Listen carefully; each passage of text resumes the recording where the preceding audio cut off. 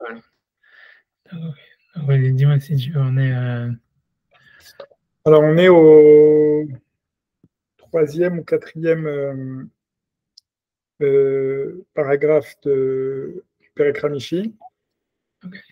Akamsa ve Barkamsa ve Chulei. Hein? Vas-y, dis-toi, c'est bon, je suis là. Akamsa ve Barkamsa ve Chulei, Kasha, Lama. למה היה חורבן ירושלים בפני עצמו, וחורבן ביתר בפני עצמו, ולמה לא נחרב הכל כאשר נגזר חורבן ירושלים? ועוד קשה, למה זה היה שחרב טור מלכה בשביל תרנגול ותרנגולתה, שאין ספק כי לדבר גדול כזה, כמו טור מלכה, שכל עניין שהגיע שם לא היה במקרה, וכן השקה בהספק שחרב ביתר לא היה זה במקרה, ומכל שכן ירושלים עיר הקדושה שחרב על ידי קמצא ובר קמצא, לא היה זה במקרה. דע, כי דברי חכמים עמוקים מאוד מאוד, וכאשר היו ישראל בארץ, היה יישוב הארץ בשלושה דברים. הראשון, והוא עליון, על כל שהשכינה הייתה שורה ביניהם, ואין לך יישוב כמו זה. כי אין ספק כי כאשר היה השם יתברך שוכן ביניהם, היו מתברכים בטל ומטר, והיה עיני השם יתברך בה. מראשית השנה ועד אחרית השנה. Excusez-moi une seconde, désolé. Allô? Oui, bonjour Madame Bertel. Je vous rappelle un tout petit peu plus tard, je suis en rendez-vous là. Merci.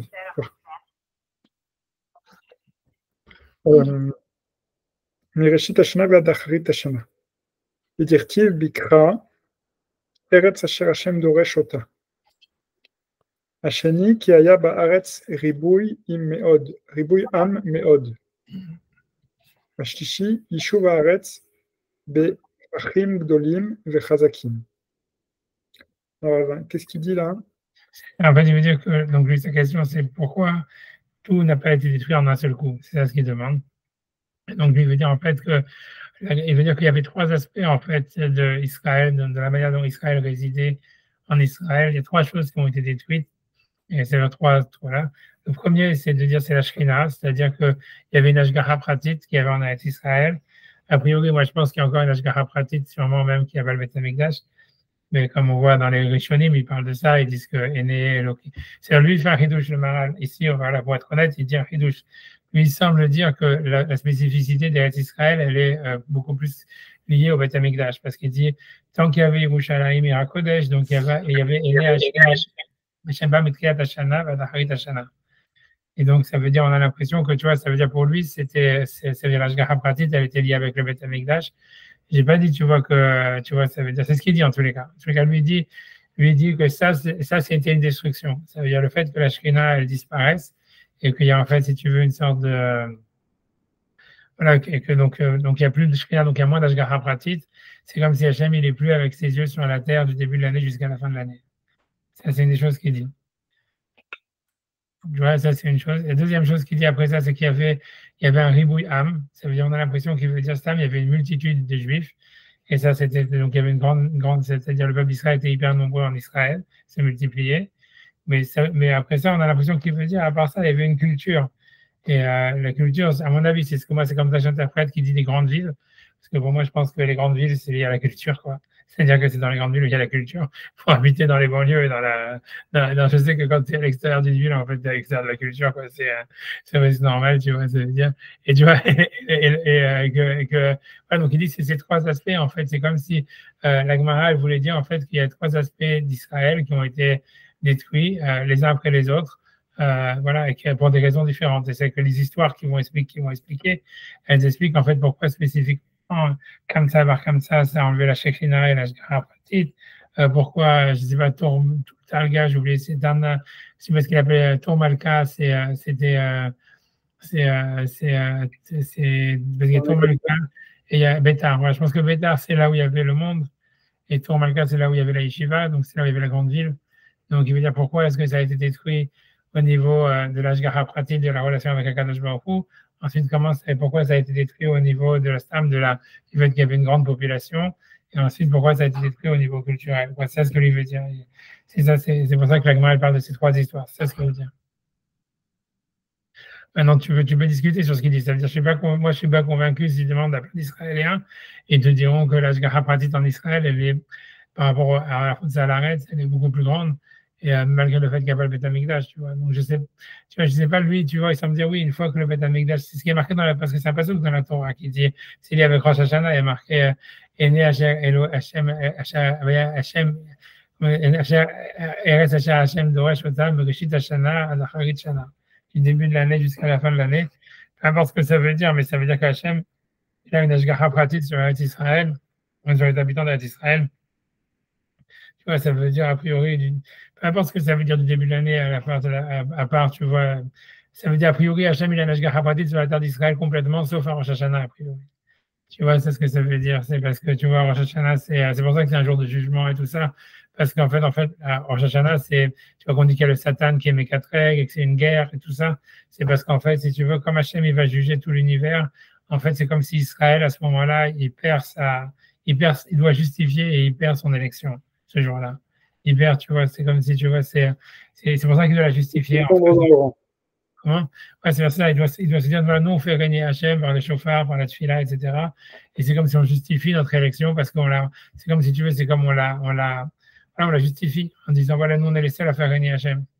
Mais tu vois, mais ça veut dire, on doit le justifier. Mais au fond, ça veut dire, tu vois, on dit, Rosh Hashanah, c'est le jour du jugement, c'est marqué, c'est le jour où Hachem, il y a le Satan qui est venu, tu vois, ça veut dire, c'est le jour où Yov, il a été attaqué, c'était Rosh Hashanah, marqué Yom, et le Satan, il était en train d'être mécatreg. On dit que le Satan, il est mécatreg, on tient le chauffard pour être mécatreg sur le Satan. C'est pour ça qu'on dit que les années où il n'y a pas eu de chauffard, comme l'année dernière, c'est des années où sont généralement très difficiles. Parce que voilà, tout le monde l'avait dit, ça veut dire. Parce que c'était Rosh Hashanah, le premier jour de Rosh Hashanah, c'était Shabbat. Voilà, exactement. Et donc là, etc. Et ça veut dire, et donc tout le monde le savait, tout le monde l'avait dit, tu vois, ça veut dire. Ah ouais? Ouais, en tout cas, moi, je l'avais dit dans mes drachotes, et je suis pas le seul, hein, tout le monde l'avait dit, tout le monde avait fait. Oui, dans Shabbat, c'est toujours des grandes, quand c'est en plus une année Meouberet qui tombe Shabbat, c'est toujours, tu vois, les années Meouberet, en général, c'est des années très compliquées. Tu verras ça toujours, tu verras, parce que ça veut dire, il faut faire des pilotes spéciales, c'est des années, tu vois, il y a toujours une crise, c'est pas évident. Et les années en plus où ça, Rosh Hashanah qui tombe Shabbat dans l'année Meouberet, c'est pas, tu vois, c'est un gros, tu vois, c'est un grand sakana. Mais si ça arrive, c'est parce qu'en fait, c'est des années de changement, tu vois, c'est-à-dire, tu vois, ça veut dire, Hachem, il a fait ça parce qu'il va y avoir quelque chose de nouveau qui arrive, tu vois. Donc, si tu vois, c'est Minashama, sinon, c'est vrai, je peux faire un Rosh Hashanah, tu vois ce que je veux dire. Je t'ai dit, le Rif et tout ça, le Rif à Fès et tout ça, il sonnait le chauffard à Rosh Hashanah, même quand c'est tombé Shabbat. Ah ouais? Et parce que tu vois, parce que dans la Mishnah, il y a marqué que, parce qu'avant, à l'époque du Beth Amikdash, on sonnait le chauffard Rosh Hashanah, c'est pas une melacha de sonner le chauffard. Et c'est simplement parce que c'est ça, c'est pour ça. Mais Rabbi Yochanan Ben Zakkai, comme il ne voulait pas annuler, ça c'est un décret qui a été fait le jour de la destruction du temple par Rabbi Yochanan Ben Zakkai, ou un jour, dans les années quand c'est la destruction du temple. Et mais l'attaquant de Rabbi Yochanan Ben Zakkai, c'est qu'on est OK que dans un endroit où il y a un Beddin. Et le Rif, il disait que la fête, il y avait un Beddin. Et que tu vois, ça veut dire donc, il sonnait le chauffard à Shabbat, c'était pas le seul, tu vois, il y a plein d'endroits, tout ça, etc. C'est le sac du Shulchan Aruch qui était de dire qu'on n'a pas de Beddin aujourd'hui, qu'on ne sonne pas le chauffard à Shabbat. Ça n'a pas été facile, ça n'a pas été un sac qui a été accepté rapidement. Tu vois, et ça veut dire, c'était très discuté avant, tu vois. Les réformes, ils continuent à sonner le chauffard à Shabbat, donc si tu veux écouter le chauffard, tu vas que ça. Je sonne le chauffard avec un sandwich au homard. Ouais, je ne sais pas exactement si c'est caché, mais bon. En tout cas, ce que je veux dire, c'est pour ça que je dis ça. Je ne sais pas comment est-ce qu'on arrive à parler de ça, mais je te dis parce que c'est un Yom Hadin, parce qu'en fait, en Rosh Hashanah, c'est pour ça qu'il y a marqué Macharit Hashanah, c'est parce que dans le passage qui est marqué du début de l'année, Mereshit Hashanah, le passage qu'il a cité lui-même, Ena Hashem Idbarba, Mereshit Hashanah, Adacharit Hashanah, du début de l'année jusqu'à la fin de l'année. Et c'est difficile, qu'est-ce que ça veut dire, tu vois. Hashem est marqué Ene, le passage qui dit ça, donc je vais chercher le passage c'est Eretz Asher Ene Elokech Haba, Mereshit Hashanah. C'est pas marqué Doresh Ota, il est marqué Ene Hashem Elokech Haba. 2 secondes. Je fais mes Mereshit Hashanah, je vais chercher 2 secondes. En espérant que ça ne laisse pas sauter ma connexion.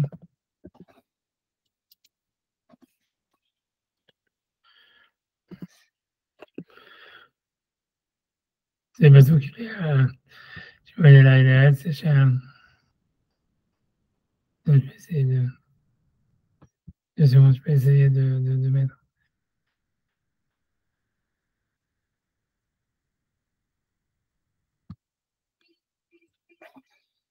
J'ai mis le bazou quand cher. Et tu vois, c'est le bazou, c'est Eretz, Asher, Elokecha, Asher, pardon, j'essaie de zoomer, mais je suis très nul là-dedans.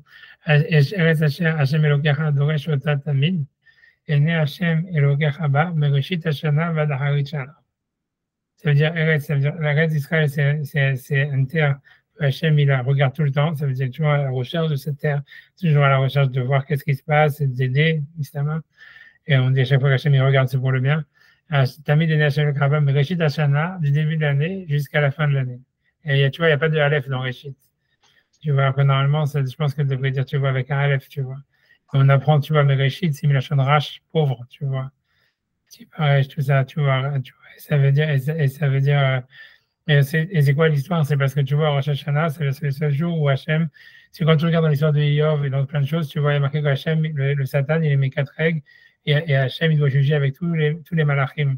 Il doit y avoir un jugement sur tous les anges, tu vois, avec tous les malachim.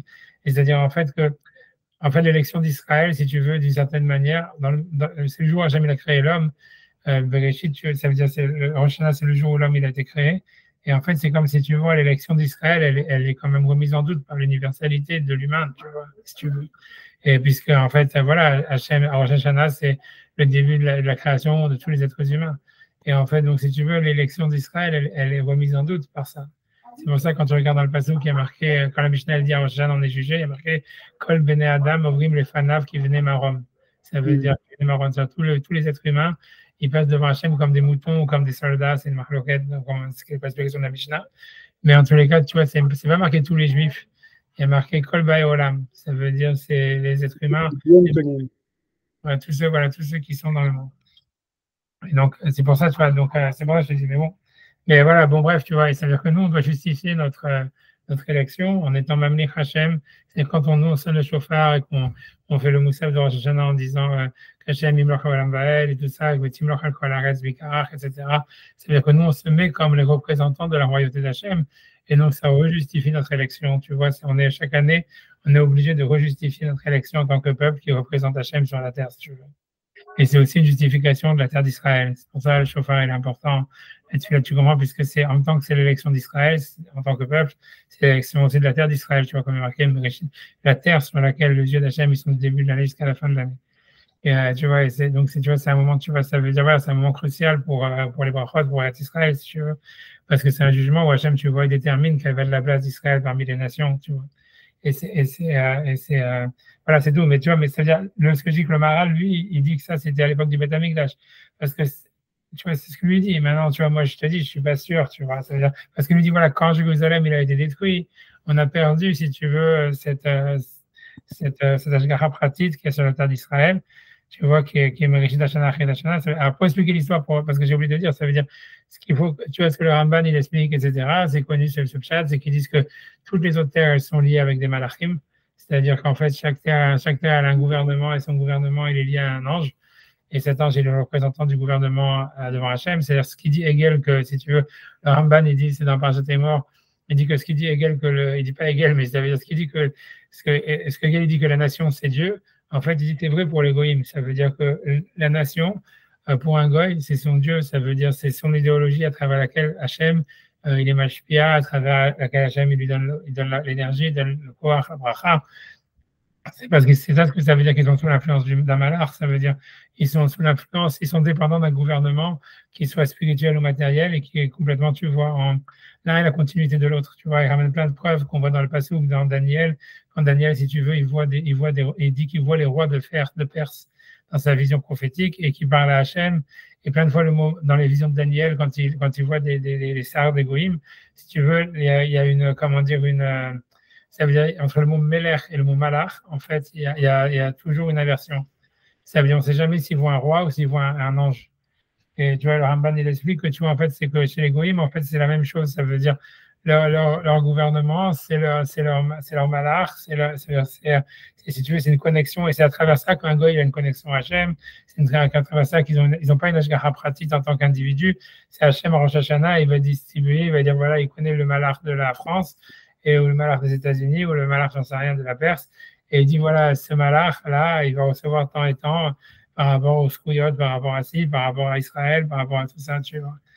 Et ça, tu vois, ça, c'est le jugement à Rosh Hashanah, tu vois, où c'est, parce qu'en Rosh Hashanah, si tu veux, c'est pour ça que c'est un jugement, on doit être mécatrègue le Satan. Si tu veux, le Satan, c'est toutes les énergies qui veulent, tu vois, justement, aller contre l'élection d'Israël, etc., et qui sont, tu vois, qui ont une justification en tant que, par rapport à l'universalité du monde et par rapport à ce que tu vois, tu vois, ça veut dire, voilà, comme s'il faudrait garder, il y a tu vois, une globalité ou un truc comme ça. Et donc c'est pour ça que dans l'année, normalement, par contre, Israël n'est pas sous l'ordre d'un malach. Le Ramban dit qu'en Israël, le gouvernement ne représente pas Hachem. C'est quel que soit le gouvernement, même si c'est David Ameller. Les Bnei Israël, ils ont chacun une relation avec Hachem en Eretz Israël qui leur est propre. Et en fait, ils sont sous l'influence de aucun malach, ils sont sous l'influence directe d'Hachem. Et ils ne sont pas non plus sous l'influence du gouvernement. Ça veut dire, même si le gouvernement a dit des choses, c'est Stam, tu vois. Voilà, en tous les cas, c'est pour ça que je te dis cette Vérigid Hashana, Vachayit Hashana, et la différence d'Eretz Israël. Mais tu vois, ce que je dis, le chidouche du Maral de ce qu'on vient de dire, c'est que ce que tu viens de lire, c'est que lui, il lit ça au Beth Amikdash, et ça, c'est pas clair, tu vois.